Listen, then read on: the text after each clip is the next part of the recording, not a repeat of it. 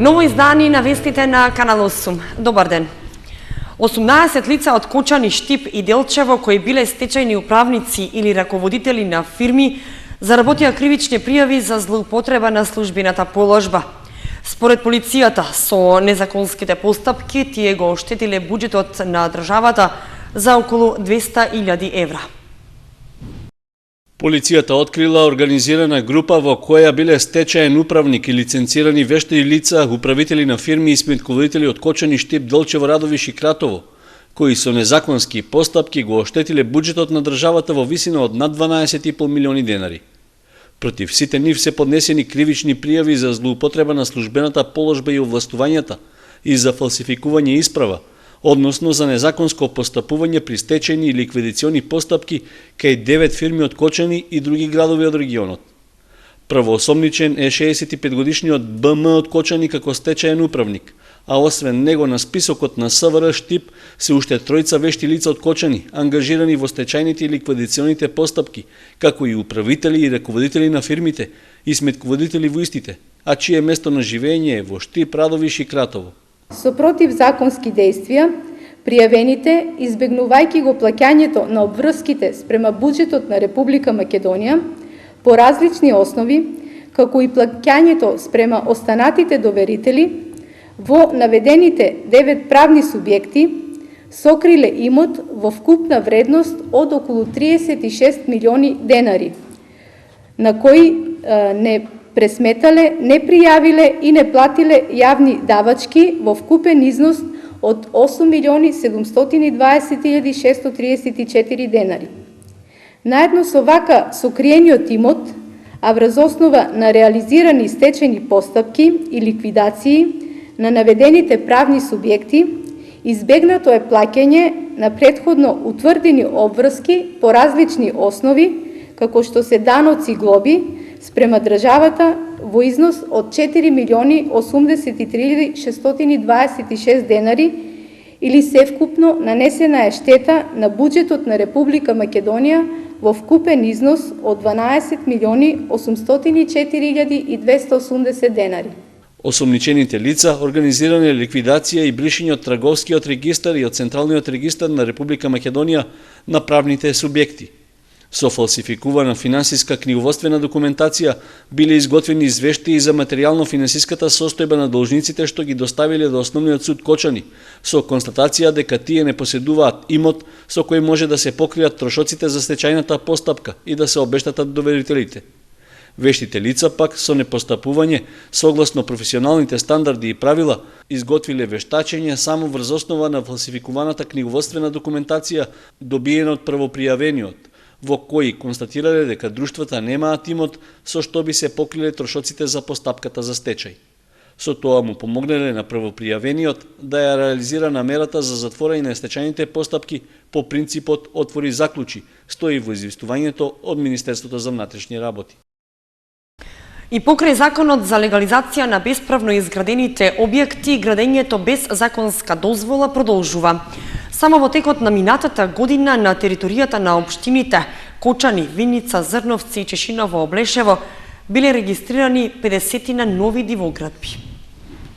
Носењето на законот за легализација на бесправно изградените објекти во Македонија, со кој им се овозможи на граѓаните да ги стават дивоградбите во законски рамки, не го спречува понатамошното градење без дозвола. Само во текот на 2014 година на подрачјето на 4 општини од микрорегионот на Кочанската котлина биле регистрирани 50 на нови бесправно изградени објекти. Најмногу од нив, дури 24, се во општината Виница. При тоа 8 објекти биле за домување, 9 се доградби или адаптации на постојни објекти. Во 3 случаи се работело за огради, во 2 случаи за гаражи, а останатите се времени и помошни објекти. Во Кочани пак лани биле регистрирани 19 нови дивоградби. Од нив само 1 бил објект за домување, 9 биле доградби и адаптации на објекти, 4 гаражи, 3 времени објекти и по 1 случај на скалила и помошни објекти. Во Чешиново, Облешево пак имало 5 дивоградби, од кои по 1 се објекти за домување и нивна надградба и адаптација, а останатите се помошни објекти. Најмалку дивоградби, само една, има регистрирано во Зрновци и таа била помошен објект. Според податоците од инспекторските служби, сите бесправно изградени објекти на подрачјето на микрорегионот се во приватна сопственост. Продолжуваат работите за чистење на Кочанска река во централното градско подрачје. На локацијата каде што се работеше, видливи се последиците од активностите, а од општина Кочани ветуваат дека тие ќе бидат санирани. Искршени камења на кескиот зид, пропаднат тротоар, изгазени тревници, оштетени метални корпи за отпадоци и друга комунална опрема се видливите последици од активностите за чистење на коритото на Кочанска река.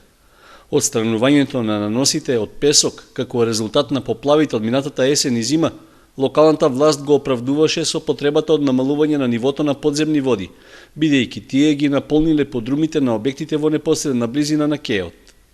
Но расчистувањето на реката излезе според народната колку ќар толку зијан, односно поправајќи една, во меѓувреме се направи штета на неколку други работи. Според известувањето од локалната самоуправа, активностите биле според акцијскиот план на Министерството за животна средина и просторно планирање.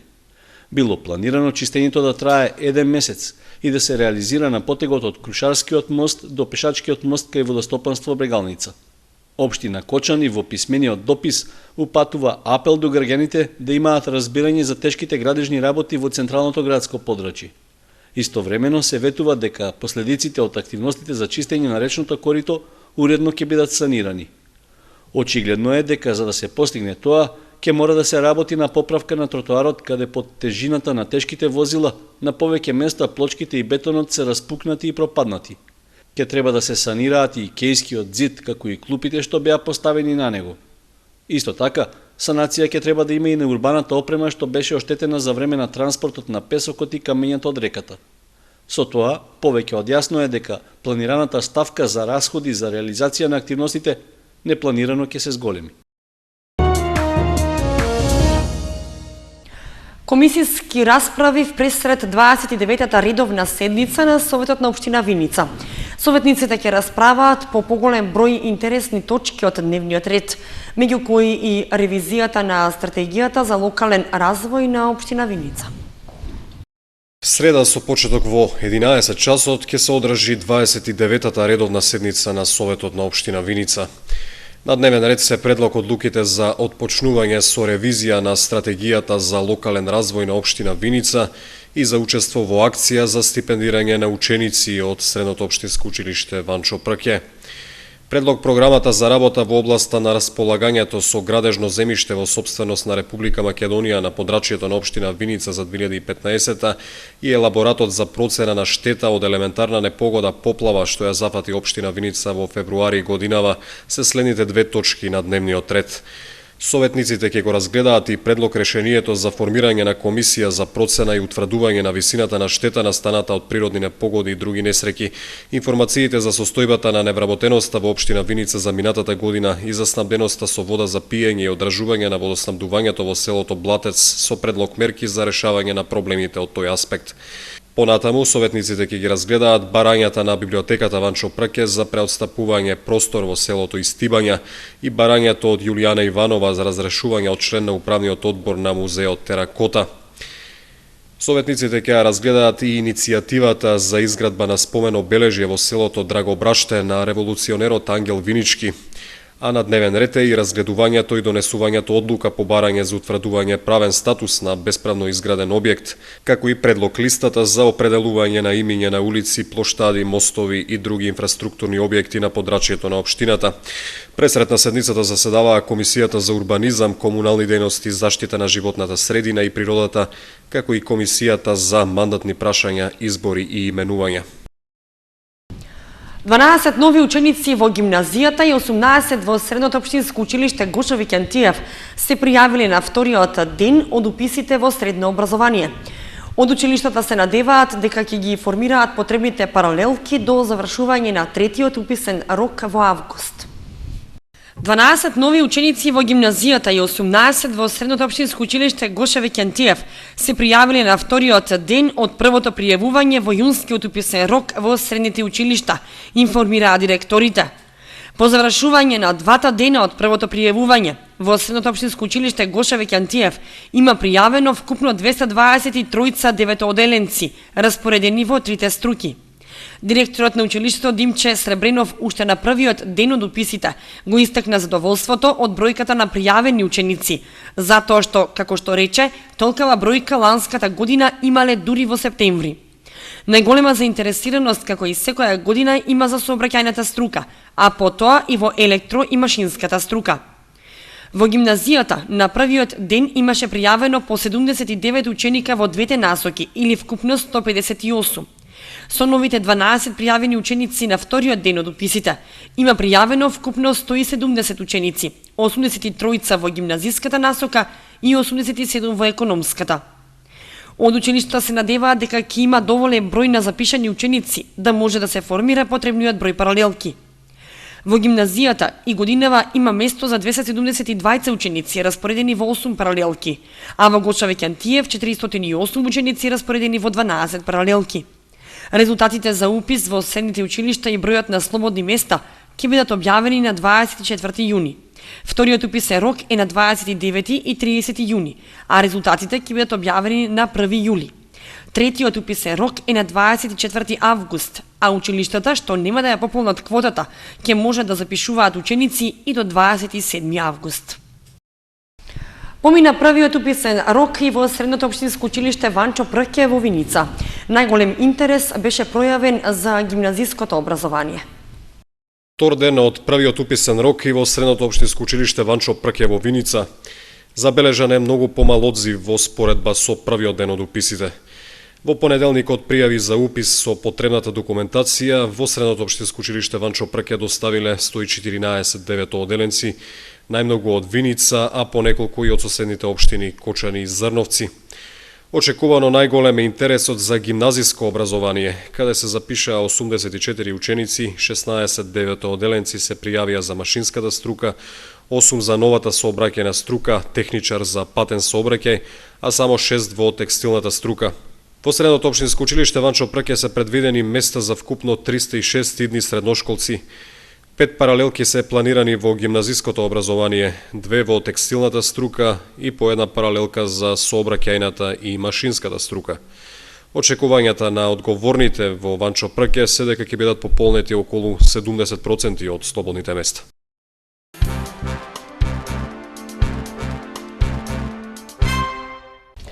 Четириесет и две книги на англиски јазик и 3 компјутери и беа доделени на Кочанската библиотека Искра како донација од Американската невладина организација и Ротари клубот од Кочани, Виница и од Калифорнија.